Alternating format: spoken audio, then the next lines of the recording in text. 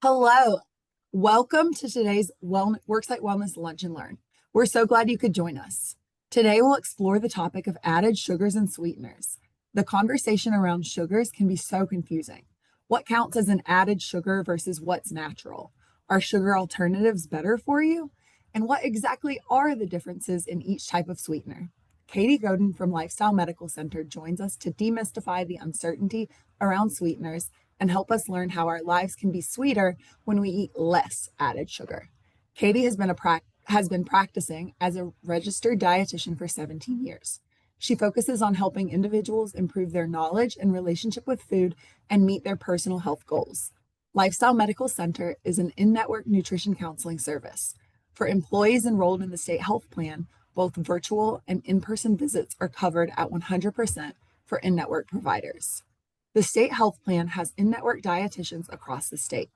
To find one near you, log into your state health plan portal using the link listed on this slide. As a reminder, everyone who registered for this event will receive a recording of today's presentation, as well as the recipe and a few helpful handouts from Lifestyle Medical Center. To find past Lunch and Learn recordings and see our session topics for the remainder of the year, visit our website at oshr.nc.gov/wellness-webinars. During the presentation, you can submit questions through the Q&A, and members of our NCFlex team will help answer them. Additionally, Katie will save a few minutes at the end of the presentation for any questions we're unable to get to. Now I'll turn it over to Katie so we can lunch and learn. Thank you, Sierra. Hey, everybody.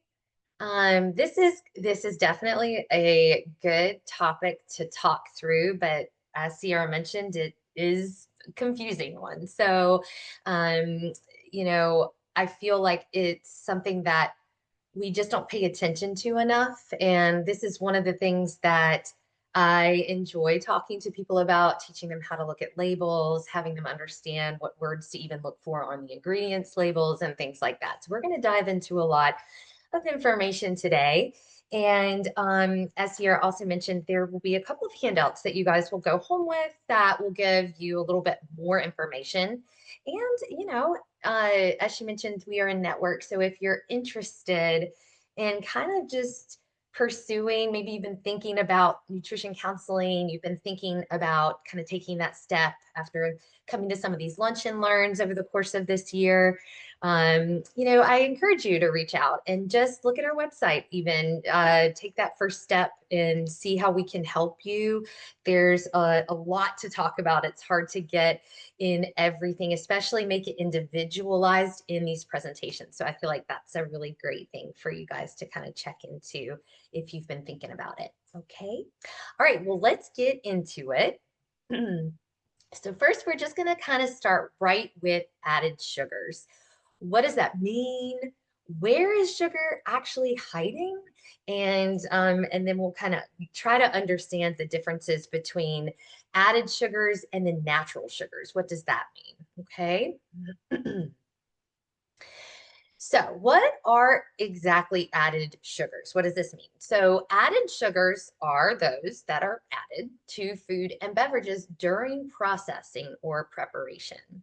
And, some of your common sources here, which I'm sure are not surprising, are things like your sugary beverages, candies, desserts, really anything in a package. I have people take a peek because at the label because, we're not really thinking that food might have an added sugar or sugar in general, and sometimes it just does. So it's really good to get familiar with looking at those labels, which we'll kind of peek at here down the road. So condiments, though, that's a really big culprit. Things like honey and various syrups, these are also culprits as well. So really, it's just understanding what words to look for on the ingredients label, but then learning how to look at a food label to kind of tell you. And one thing that's really great, as of not that long ago, they've updated the food label to include grams of added sugars and not just leaving it as a carb and then underneath total sugars. Now you can actually see how much added sugar is coming from that food. So, all right. what are some health risks of too much added sugar? I'm sure none of this is surprising, when you see some of the things listed on the screen.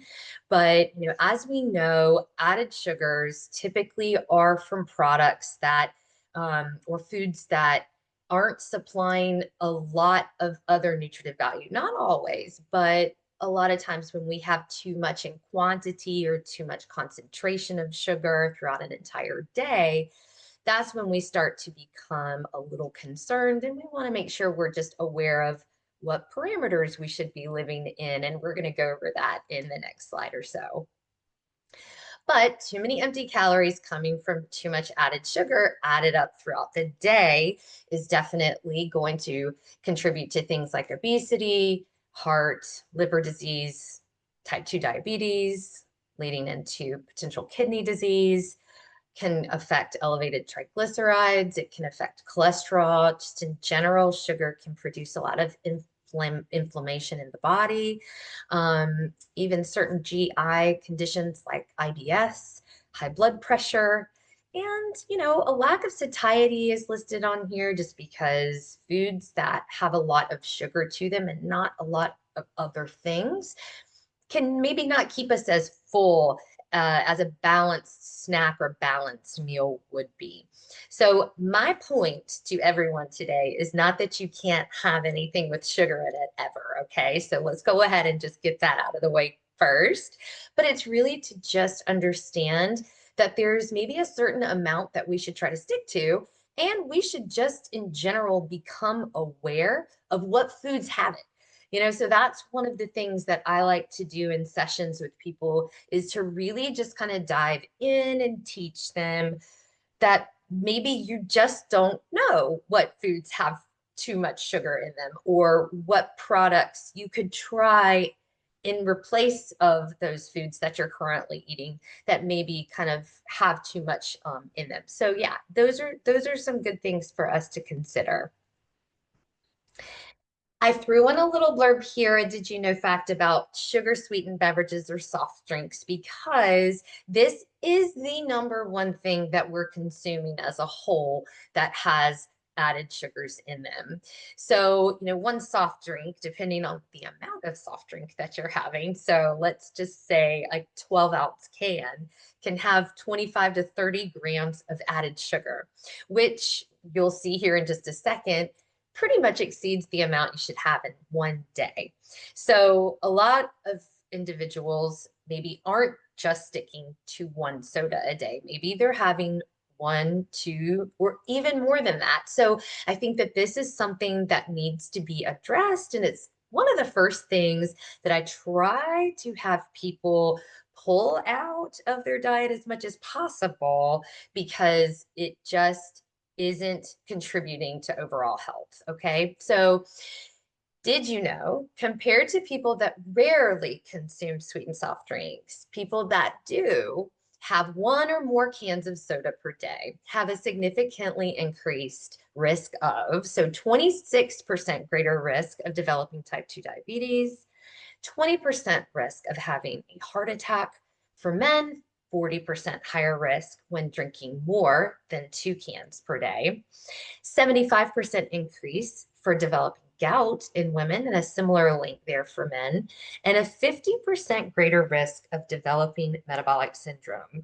And maybe you don't know what metabolic syndrome is, but that's basically just a collection of things like high blood pressure and high cholesterol and diabetes that kind of all are stormed together and can create this condition called metabolic syndrome, which is extremely high health risk. So we have to be aware of making sure that we just understand these types of things.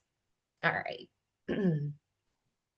So let's get into how much added sugar is too much. So I have two different references here. We have one from the American Heart Association, and we have one from the World Health Association. So basically they're around the same here, maybe because some subtle differences, but the American Heart Association is recommending for men no more than 9 teaspoons. So that averages to be about 36 grams of added sugar per day.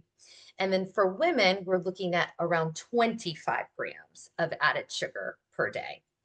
Now, the World Health Organization kind of takes it on in the sense of we're looking at total calories that you're consuming. So if someone's consuming less calories or, they need less calories than someone else, their added sugar is going to be a little less than someone else that needs a higher amount of calories in a day. So they're kind of basing it off of it in that way. But what they're suggesting is that your added sugar should make up less than 10% of total calories, or ideally for added health benefits, especially if you have anything in that list that I just read before. If you are at increased risk for that already, or have any of that on in your past medical history or current history, then I would really shoot for that 5% targeted range. So throw out a little example there so you can actually have some numbers involved. So just in general, an 1800 calories per day would equate to 90 to 180 calories coming from added sugars if we're falling within that range. And that would equal between 22 to 45 grams of added sugar per day. It's a lot of numbers here, you guys, and I think it's helpful for you to know a reference range. But the dietitian's role is really for us to kind of unpack that a little bit for you in a session and kind of discuss how that would look for you in a day. What is your recall? What are you eating? Where does sugar fall within your day, and where can we try to prioritize other foods or balance, or maybe just a less volume of it, a lower portion, things like that. I am not suggesting, as I mentioned before, to have 0 grams of added sugar. I am only suggesting that we become aware of the total amount we're having in a day. And maybe there's ways and room for us to kind of say, wow, I didn't realize how much I was having. Maybe I could start to pay attention to, those sugar calories that I'm having after lunch, or those calories that I'm having after dinner. So it's just to try to brainstorm and have that awareness. Okay. All right. So let's kind of flip over to naturally occurring sugars. That's a term that, can be used and maybe is a little confusing. How do we know our added sugars coming from natural occurring, natural foods? Are these healthier for us? So I think this is all something that, maybe we're kind of confused by. So I think it's good for us to talk through it. All right, but first, what about naturally occurring sugars? These are foods that, naturally occurring sugars are coming from foods such as fruit, dairy products, even grains, vegetables, and even a little bit of some natural sugars coming from certain nuts, like pistachios, for example. So these are whole foods that naturally contain sugar, and they're definitely in a different category than those processed foods that have a bunch of added sugars to them. And they are associated with a decreased risk of chronic disease. And so a reason for that is the fact that they are much more complex in nature, okay? Meaning that they have a lot more nutrient density to them. They typically have things like fiber, maybe even a little bit of protein. They help stabilize your blood sugars. They help to promote insulin sensitivity, help the uptake of sugar within the cells versus that term insulin resistance, which is something that we do struggle with when we eat a lot of sugar. Insulin is constantly pumping out, and all of a sudden, our body becomes resistant to that hormone doing its job. And so that's really, one example of, a complication that can occur from having too much sugar. So having these naturally occurring sugars is certainly not going to be doing the same thing within the body as those processed added sugars are doing. But we still need to be aware of how we're eating all sugar, okay? And I feel like that could be a separate presentation at some point, but I've preached and preached about the balance of these macronutrients. And that's what I would say for any type of sugar that you're consuming. You want to make sure that you have protein and you have fiber and that it is involved with other nutrients at a meal, healthy fats. These are all going to help keep those blood sugars stable, help keep you full, and do a lot of good for your body. Okay. But yes, so hopefully you understand a little bit of the difference between added sugars and naturally occurring sugars. Let's look at the food label here. So there's three things to point out. I'm not going to talk about the whole food label as we're really just kind of honing in on sugars. But you will see here, you will have a total sugars category underneath your total carbohydrates. You will have a category within that carb. You will see fiber, and then you will see total sugars. You will also see underneath total sugars the amount of added sugars that is in that product. So again, all sugars that have been added during the processing and the preparation of that food.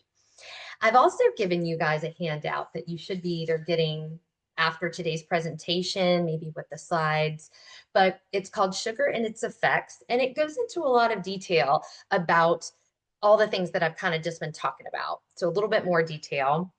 It goes over the effects that sugar is having in the body.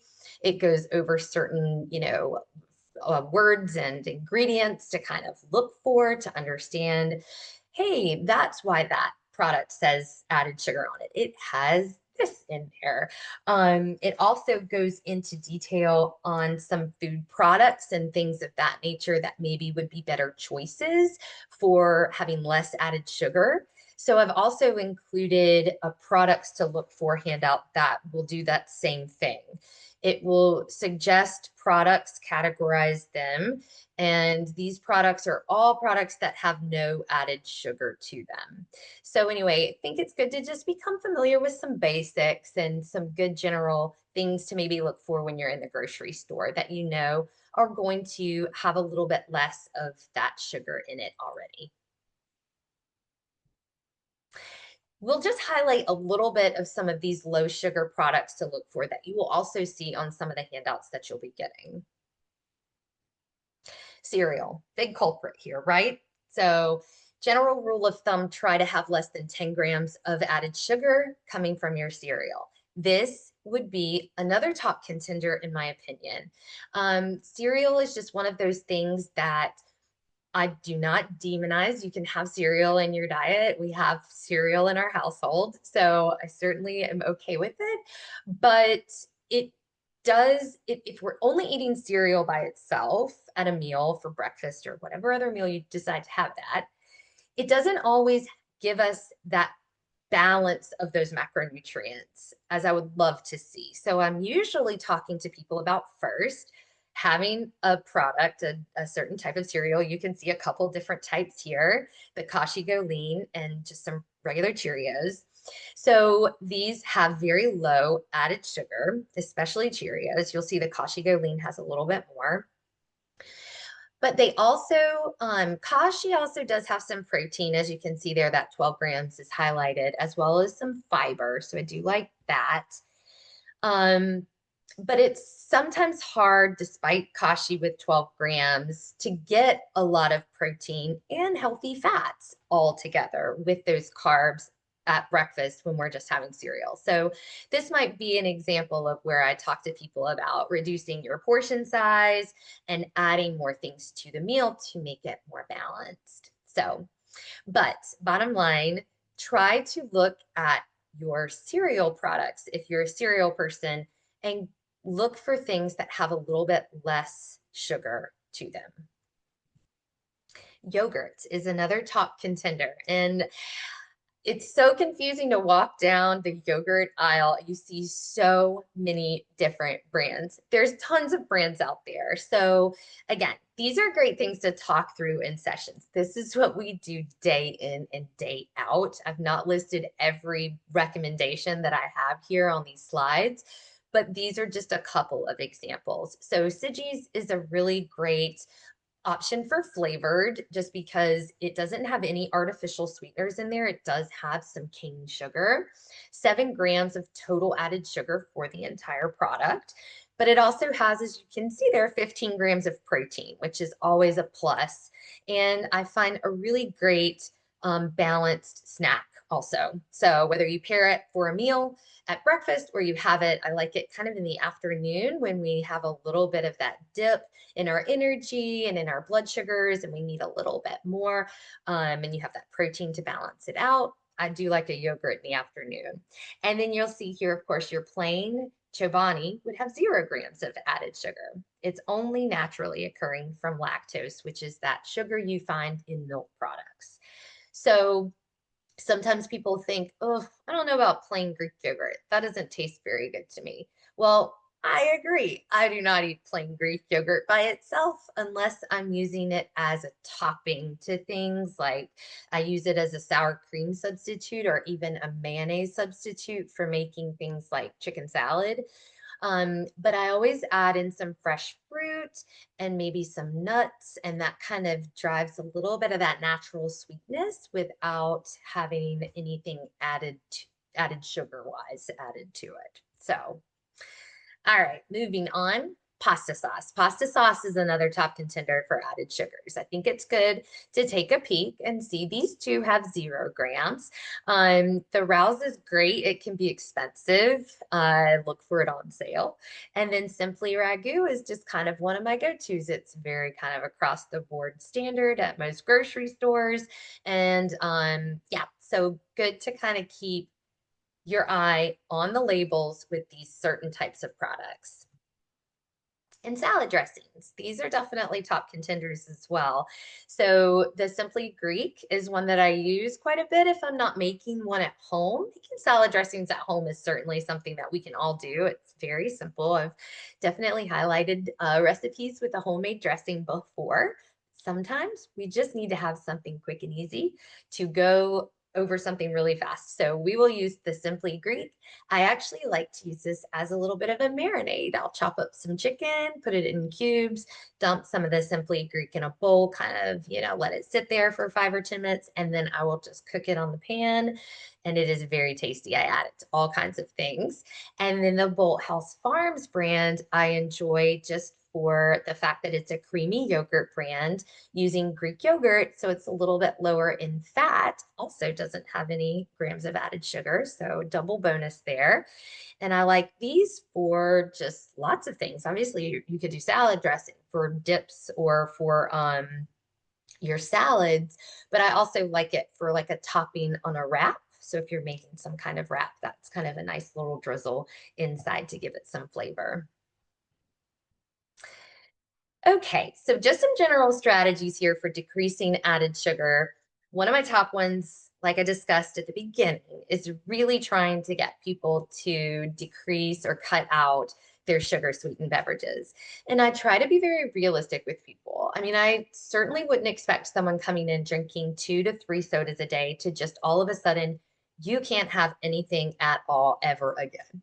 That isn't the goal. The goal is to find some helpful strategies to work on decreasing that amount. It could be really focusing in on water because maybe we're not making time for that. It could be, let's talk about some other beverages that could be tasty. I have some infused recipes here and beverages there. Sometimes people just like to switch it up. Maybe it's a seltzer, right? So it's just kind of figuring out how we can have a little fun with our beverages, but be conscious of not having too much sugar at the same time. So choosing fruit, yogurt, and things like that, maybe for dessert, maybe we're jazzing it up a little bit and using yogurt or fruit as a base for our dessert, right? So maybe we're dipping some strawberries in a little bit of dark chocolate, or maybe we're doing like this little ice cream that I'm making today, which is really tasty. That is the kind of thing that I'm talking about. I'm not saying like, oh, let's sit down with our bowl of just plain strawberries and this tastes just as good as a bowl of ice cream. I get it. But what I'm talking about is just starting to prioritize how we're eating our sugar throughout the day. We know we have a certain amount of grams that we can have. How are we going to have it that day? Right. So I think it's just thinking of it more in that way. Um, look at your nutrition labels, look at your ingredient list. And, essentially, we are trying to kind of encourage and teach people the importance of eating more whole foods and the limiting and reducing of eating a lot of processed foods. The best thing that I can kind of have people do is try to connect with the way that you feel when you don't eat as much sugar, when you don't eat as much processed foods. How does that make you feel? Do you notice things? Is it that you have more energy, that you don't feel like you're starving as much all day? You're starting to feel full longer. You have, decreased brain fog. There's a lot of things that you might start to connect to. And a lot of times that's what gets people to kind of gravitate towards those foods a little bit more, is because they just start to feel better. So, okay, let's talk about sweetener. So sweeteners, there's 3 different types of categories here. There's obviously lots of different sweeteners out there, but when we're looking at just the main categories, there's 3 different types. We have functional sweeteners, which really include things like our sugar alcohols.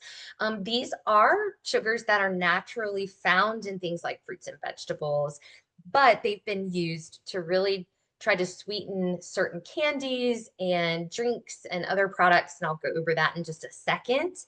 And then we've got artificial sweeteners. So these are synthetically produced sweeteners that typically are just many, many times sweeter than sugar itself.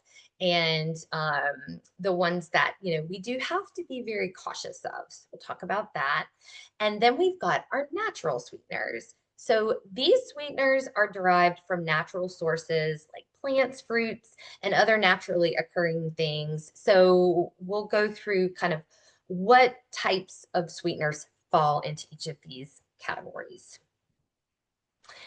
Okay, so you can see some examples of some of the products that have sugar alcohols in them.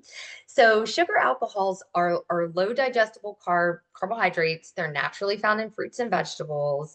The only problem with these guys is that because they do not digest very easily, the good thing is they don't raise your blood sugars, right? So that's the positive, and that's what people started to figure out and leaned on when they started to use these a lot in their products. They don't cause cavities. They don't have a lot of calories to them. They, don't raise your blood sugars, but they do have an impact on your digestive system. And so, and some more than others, and they are leaning towards the fact that we really shouldn't be eating a whole lot of these guys as much as maybe we used to think we could, because of their impact on our gut health. So it can cause things like gas, diarrhea, bloating. Some people will go out and get like a lot of sugar-free candy and things like that and think, oh, this is awesome. It doesn't have a lot of calories, so it's okay that I have a whole lot. And all of a sudden they're bloated or they don't feel well. And this is why. It's because of the sugar alcohols that are in these products. And I've just given some examples of ones. Erythritol is probably one of the more common ones. Xylitol is what you usually see in gum. And yeah, also be aware, maybe you guys know this, just little side note for any of your fur babies around, that is extremely lethal to dogs, xylitol. So we don't want to have that around. So, but anyway, so yes, just so you know the types of products that you would maybe typically see sugar alcohols in. And then you have your artificial sweeteners, which is your aspartame, like in your diet sodas, your sucralose, like your Splenda, that sometimes has been used a lot for, baking alternatives and things like that. And saccharin, which is just the sweet and low packets. So we really understand and know at this point, I think we've gotten the most research on these guys, that they just are not supportive of good health. Definitely what they're doing to our GI tract, but I mean, there are a lot of side effects that people can have from having too much of these. Not to mention, cancer causing effects that could potentially occur. And we just need to be aware that in general, they're not supportive of weight loss like people really maybe thought that they did. And they can actually just really light up our sweet receptors because of how hyper sweet they are. And so that actually causes cravings to be worse. And so we really try to get people off of the artificial sweeteners if they're having them, especially on a daily basis. Then you've got your natural sweeteners and your naturally derived low calorie sweeteners. Okay, so they're kind of separated here. Now, natural sweeteners, I've given you a couple examples there with the coconut sugar and the date syrup.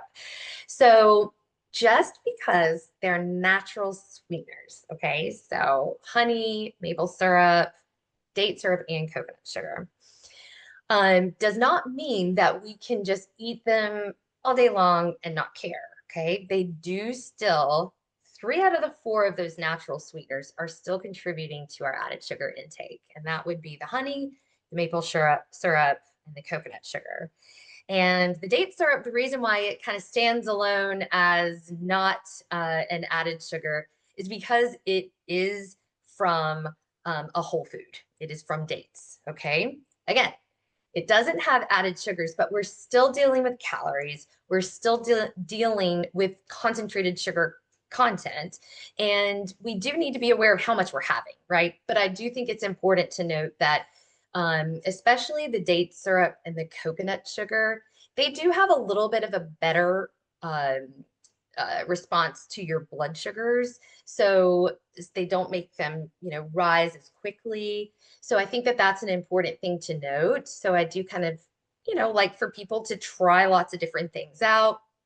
I do like to bake sometimes with honey or maple syrup, but I'm still aware that that is definitely adding to the added sugar of the product. Okay. And then with your naturally derived low calorie sweeteners, these are your monk fruit, your stevia, no calorie, low calorie products that tend to have less side effects and be a little bit better when it comes to not having a lot of the chemically derived sweeteners added to your products. We would really want people to kind of push for more things that are sweetened with these types of things versus the other. Okay. All right. So kind of talking through some emerging research here.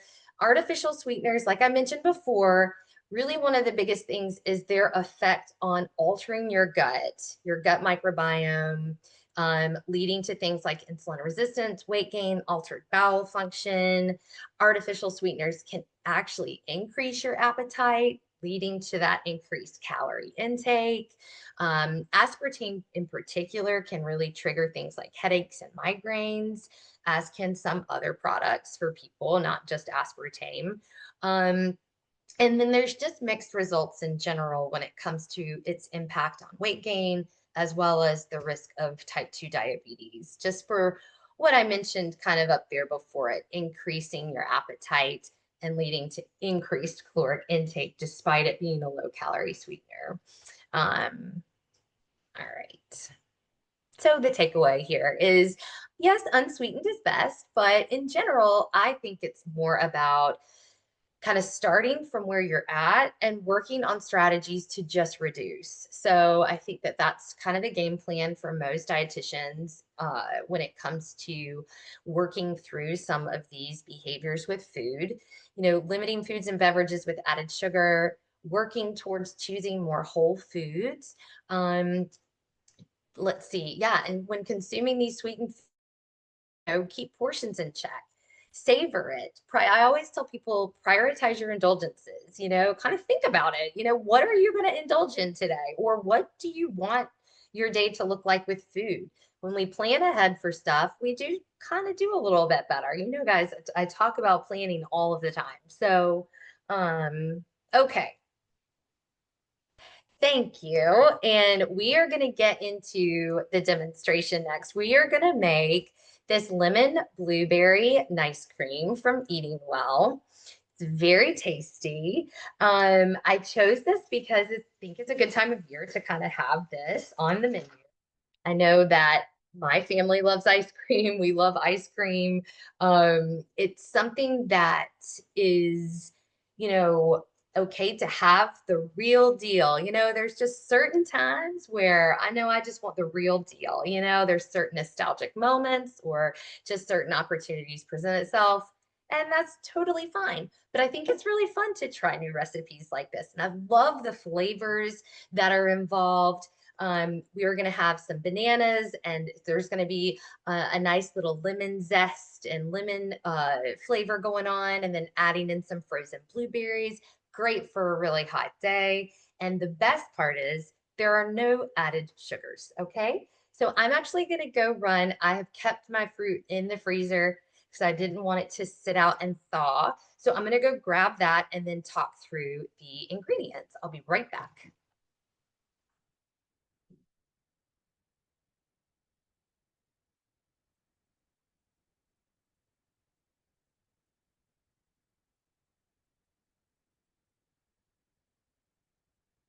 All right, guys. So I'm going to be using just a Ninja blender. I've had it for years, so I'm going to be using that. There are lots of other fancier options out there. So use what you have, but you will need a blender. So we have 3/4 cup of blueberries that I'm going to add at the very end. So I'm going to kind of tuck this over here to the side. I have 3 bananas that I have chopped and frozen. So froze those in like little bags, and now I am going to dump those into my blender here. So I have three, like I said, 3 bananas chopped up into little pieces. I've got 2 tablespoons of some fresh lemon juice. I just used fresh lemon juice because I had the lemons because I was zesting the lemon. Um, let's see, I have a couple tablespoons of almond milk. So I'm using unsweetened vanilla almond milk. I have a little bit over here to the side if I feel like I need to pour a little bit in. I don't think I needed to last time when I made this last, but just in case, I'm going to do that. I have a teaspoon of some fresh lemon zest. And then I have a teaspoon of vanilla. All right. So really all I'm going to do is add everything except the blueberries into my blender.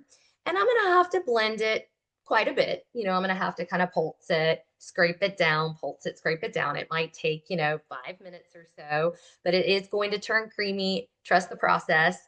At first, it doesn't look like it will, but it does. And then I will add those frozen blueberries and show you guys the end result, and then probably eat it almost immediately because it's going to be so perfectly tasty. I will say that this particular recipe, or just when you're making this kind of thing for ice cream, um, it's pretty good to eat it almost immediately. I mean, you could try to freeze it and eat it later, thaw, kind of reblend if you wanted to.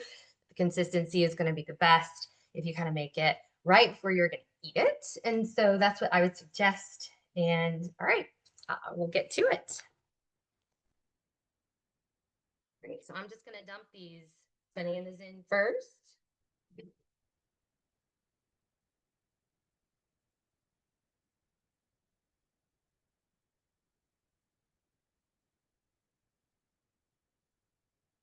And I'm going to add in this lemon juice, a little bit of the almond milk, the lemon zest, and our vanilla.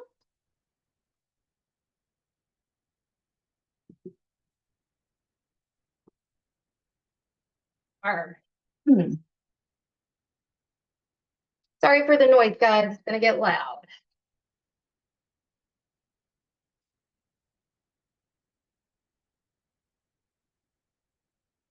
Right. And all I'm going to be doing is just kind of taking it off, scraping the sides down, reblending, and just doing that on repeat here for a little bit.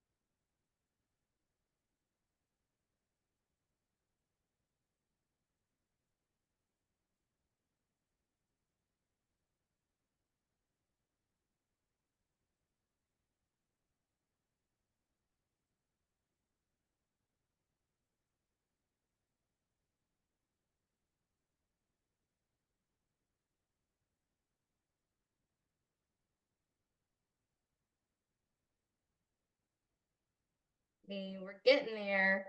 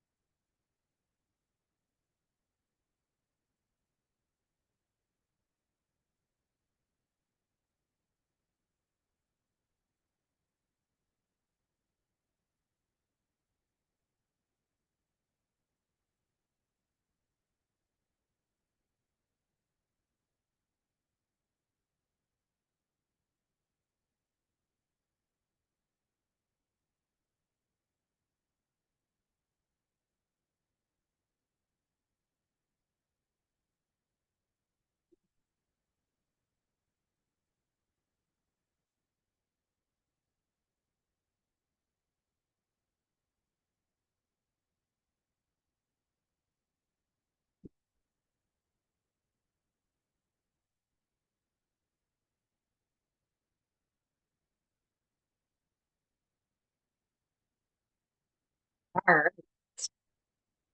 I think we are good. Hmm.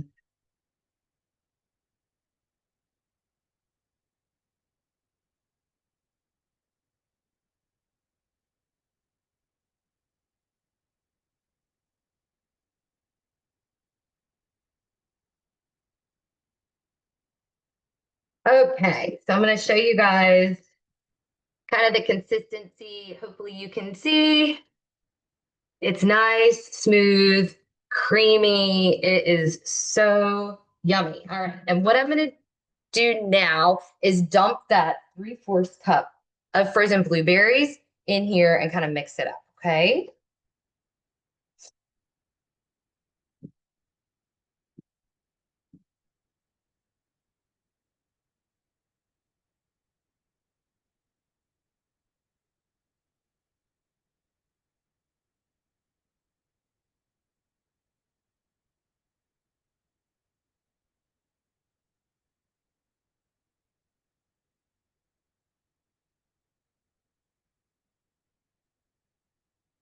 They get out about 3/4 cup and put it in a bowl. And then I'm going to just kind of sprinkle a little lemon zest over it.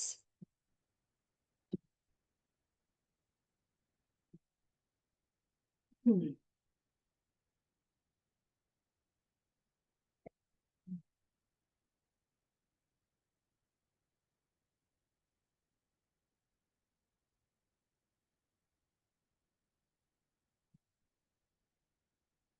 Right. So we have our delicious ice cream. It looks so good. I know it's hard to tell over screen, and I wish you guys could all taste a little bit. Oh my goodness.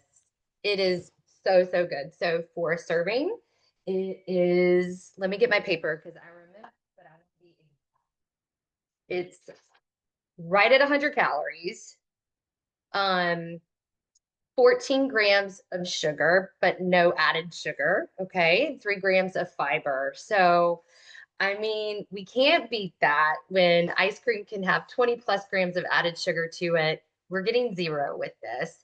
And it's nice. It's creamy. I have to take a bite. It is so good.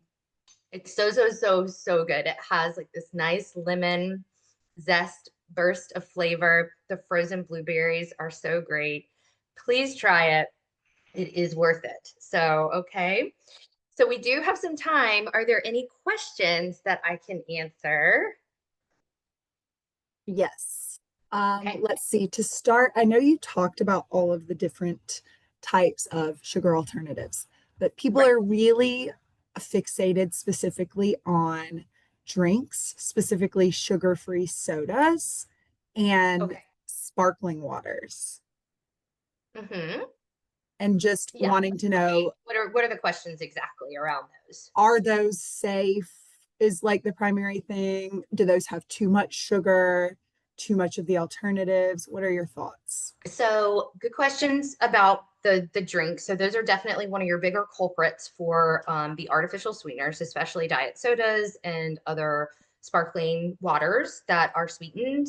So my best advice is don't just be drinking those all day long, right? So let's first start with where we're at. So kind of like I mentioned before, I don't love to just pull it completely out right away. But I think the goal is for us to try to find some alternatives to having those all the time. So not keeping them in the house. I do think kind of having them out of your day on a daily basis is ideal. So how can we work towards that? Is that for sodas, like diet sodas, for example, is that having like the 7.5 ounce cans around instead of a 2 liter where we're just pouring and dumping it in all day long, right? So it's just stuff like that to start. Um, it's prioritizing goals around other fluids and seeing if we can kind of lean into that a little bit more too. But yes, having a lot of artificially sweetened beverages on a daily basis, especially if we're having multiple or lots of quantity, is certainly something that could be affecting, like I mentioned, your gut health. If you're someone who's like, why do I still crave sugar? And I'm just trying to do so well, but like I'm still craving sugar.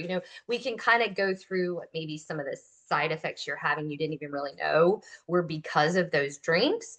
Um, that's kind of where the discussion usually falls within sessions with people, is kind of stuff like that. Awesome. Thank you. Yeah. Along the same lines, folks are really curious about your suggestions for coffee creamer or like ways to make your Yeah. coffee sweet. Yes. So I know that's a tricky one. And I would rather you just use a little bit of like regular sugar. Yeah. So, and us to work towards decreasing the amount that's in it. Um, I kind of have people experiment with a creamy nature. I would rather there be like a little bit more half and half involved, like a thick creaminess to your coffee if you kind of feel like you can't have that or you like that from other creamers, but you're into like the sweet aspect. Sometimes it's just sprinkling a little bit of cinnamon. I don't know if anyone has ever tried that. That's really good, especially in the fall, kind of like that kind of stuff. I have some fun recipes for making like mochas and lattes and things like that. I can actually just pop some of those over if that would be helpful for people, just to kind of see some coffee made fun. Um, Sometimes I will have people mix in a protein shake into their coffee if they like a nice flavor to their coffee to use that for a creamer. But we do have to be aware there are some better protein shakes than others. So I would have suggestions on that. I usually would recommend things like Orgain or Only What You Need. Those are two just ready to drink brands that are out there that are great for coffee creamer. So, but yeah, that can be a bigger culprit if you're drinking a lot of coffee and you're having a bunch of it. But, you know, I would say we're just really trying to minimize how much of it we're having all day long. So if you're having a tablespoon of coffee creamer and you're having no other artificial sweeteners throughout your entire rest of the day, I don't know. Like, I don't know that I'm too worried about that, but I think it's more of like the bigger picture of what people are doing all the time. Awesome. Makes sense. One more drink related question. People are also wondering about kombucha and like prebiotic, Yeah. probiotic like sodas. Yeah. So kombucha is tricky because there is a lot of sugar in kombucha. So is it really helping our gut health when we have 20 grams of sugar involved? So I don't know. Like there's ways of getting around that. You can have like there are some healthier kombuchas out there. Um, I don't really know if there's a lot of evidence behind the prebiotic sodas really being helpful. I would probably lean more towards, if you're using this for probiotics, maybe leaning into more food sources for that, but or finding lower sugar kombucha brands, and I could probably send some of that information over too, because there's things that are out there, but yeah, I think that's what you have to be really ultimately aware of, is not, having a ton of sugar intake while trying to promote your gut health with something like with kombucha. So it's a good question. All right, awesome. Now something not about beverages. Mhm. Somebody's actually just wondering, does the nice cream refreeze well, or does that change the texture? Yeah, so that's why I mentioned at the very beginning, I definitely would recommend kind of making this and eating it now, which y'all, I'm sorry, because it's starting to melt. So I got to keep at it. It's so good. So you definitely want to eat it when it's first made. When you refreeze it, it does change the texture a little bit. Yeah. Yeah. It's a little bit more icy. It's just not as creamy. So, um, but that's so I just think if you're gonna make it like this because this is so tasty. It's delicious. Even if you need to half the recipe or just make what you're gonna eat, just have some frozen bananas and some frozen blueberries kind of ready to go, and everything else is just like a squeeze of lemon and a little dash of vanilla. So there's really nothing to it.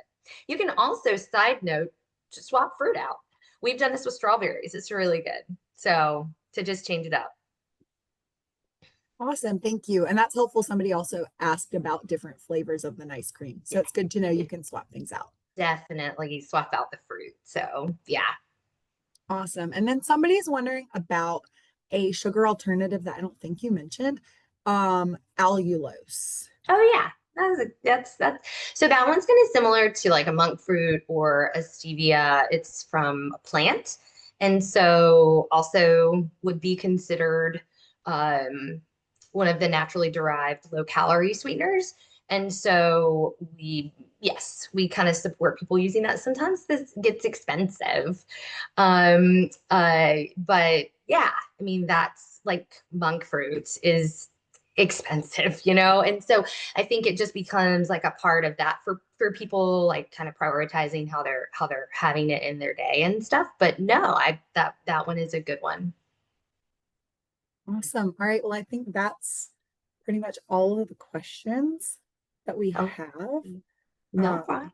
so thank you so much. Yeah, I know Very- we ended a little early today, but this was, yeah, a fun one to kind of demonstrate, and it's a tricky one to talk about. I know that there's a lot to it, but thankful that you guys kind of sat in and listened, and look forward to seeing everyone in September. Thank you so much. Have a good You're one. welcome. Bye.